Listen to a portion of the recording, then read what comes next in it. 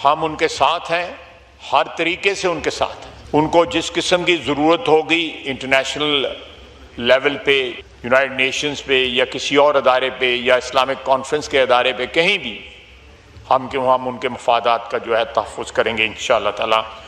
वो हमारे भाई हैं, हमारे हमसाए हैं, उनका दुख दर्द, उनकी खुशियाँ, उनका गम जो है हमारे साथ जो है मुश्तरक है।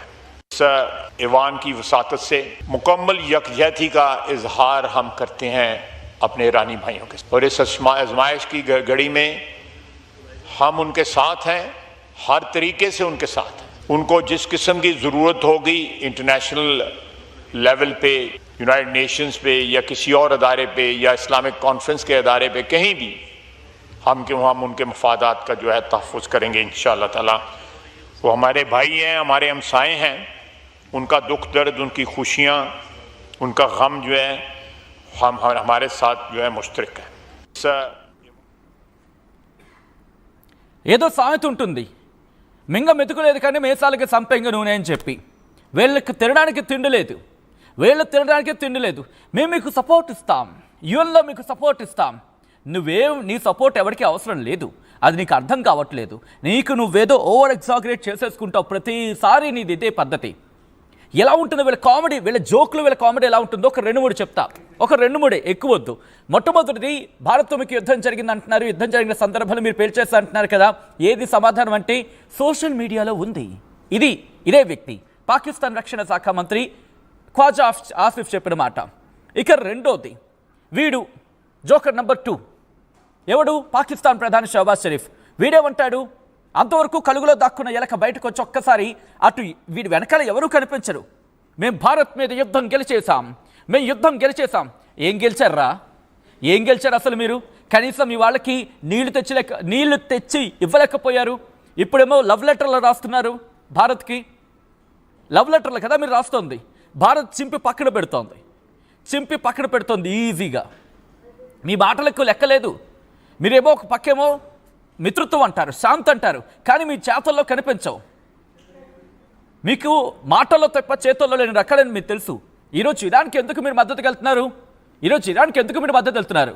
దాంట్లో మీ స్వలాభం, మీ కుతంత్రం, మీ దుర్మార్గం అన్నీ ఉన్నాయి. ఈరోజు ఇరాన్ కూడా మిమ్మల్ని ఎందుకు పక్కన పెడుతోంది తెలీదా? ఏం మర్చిపోయావా? చెప్పమంటావా నన్ను? ఈరోజు మీరు ఇరాన్కి మద్దతు వెళ్తా అంటున్నారు, బట్ ఇరాన్ మిమ్మల్ని సాయం కోరలేదు. ఇరాన్ ఈరోజు ఇప్పటికీ కూడా ఇజ్రాయెల్కి ఇరాన్ మధ్య అయినా ఉండొచ్చు. ఒకవేళ సపోర్ట్ వెళ్లాల్సి వస్తే భారత్ ఎవరికి సపోర్ట్ వెళ్తుందో తర్వాత మాట. ఇజ్రాయెల్కి వెళ్తూ నిర్మోహమాటంగా. కానీ గుర్తుపెట్టుకో, ఇరాన్ మాత్రం ఎవరి సపోర్ట్ తీసుకోదు, మరి ముఖ్యంగా నీ సపోర్ట్ అస్సలు తీసుకోదు, నీ సపోర్ట్ అస్సలు అడగదు. ఎందుకంటే నువ్వు కుతంత్రాలు, నీది దుర్మార్గం, నీది ఉన్మాదం. నువ్వు గుర్తుపెట్టుకో, నువ్వు వెళ్ళి అమెరికా కాళ్ళు పట్టుకోకపోతే ఇంత బియ్యం మెతుకులు కూడా దక్కేవి కాదు నీకు. ఎప్పుడో భారత్ చేతిలో భస్మం అయిపోయేదానివి నువ్వు, పాకిస్తాన్. కాబట్టి నువ్వు వెళ్ళి అమెరికా కాళ్ళు పట్టుకుంటే అక్కడ ఇరాన్కి, మరి ముఖ్యంగా అయతుల్లా అలీ ఖమేనీకి నీ సంగతి ఏంటో తెలుసు. నీకు ఇప్పుడు ఎందుకు కావాలంటే, ఒకవేళ అమెరికా సడన్గా వదిలేస్తే నీకు ఈ సోకాల్డ్ ఈ Islamic organisation of Islamic cooperation అది ఏర్పాటు చేసుకొని ఈ దేశాలన్నింటినీ చూపి భారత్ను భయపెడదామని. గుర్తుపెట్టుకో, ఈరోజు ఇస్లామిక్ స్టేట్స్, ఈరోజు Islamic countries, if you forget, I just remember you. Plus Saudi Arabia, Qatar, even Iran today is supporting India because they know the gratitude of India, the altitude of India in the support. నువ్వు మర్చిపోవచ్చు India సత్తా ఏంటో. ఈరోజు Saudi అరేబియాకి తెలుసు, ఖతర్కి తెలుసు, ఇరాన్కి కూడా తెలుసు. అందుకే నువ్వు ఆపన్నహస్తం, నీ సోకాల్డ్ ఆపన్నహస్తం ఇస్తా అంటున్నావు. నీదంతా మొండు చేయి వాటమే, ఎవరికి తెలీదు.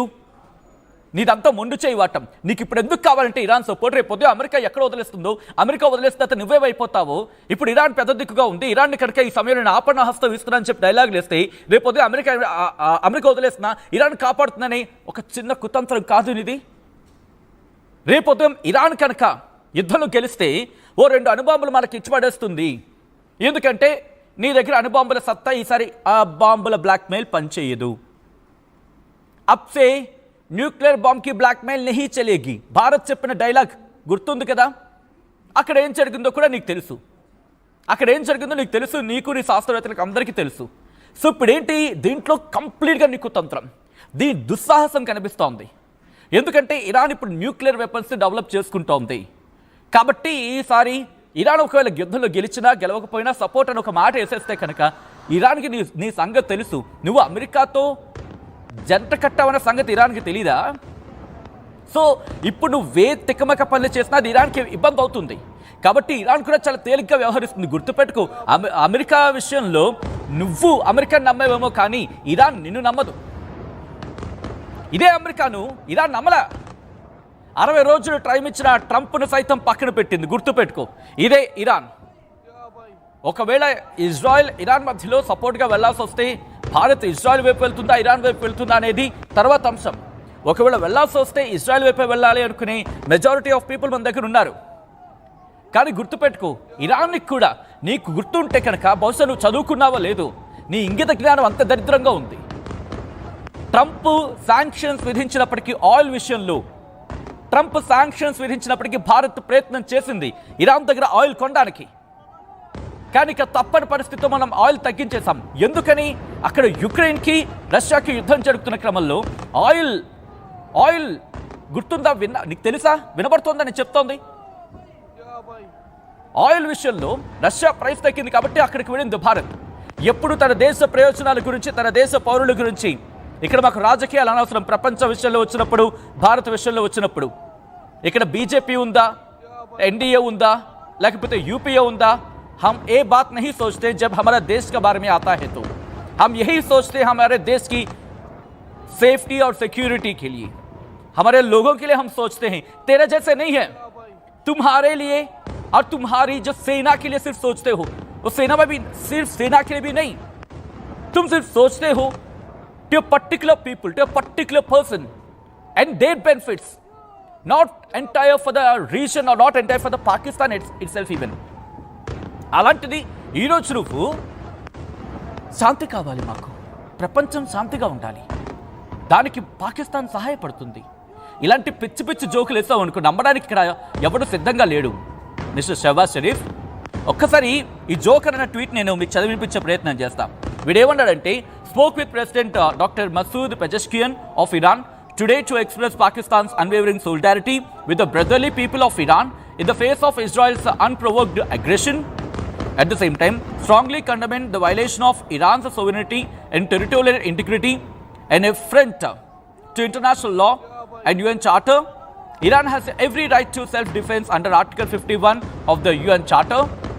Grateful to President Pezeshkian for the appreciation of Pakistan's unwavering and principled position at the UN Security Council, calling out Israel's blatant aggression against Iran, Palestine and other in the region. We agreed that the international community, particularly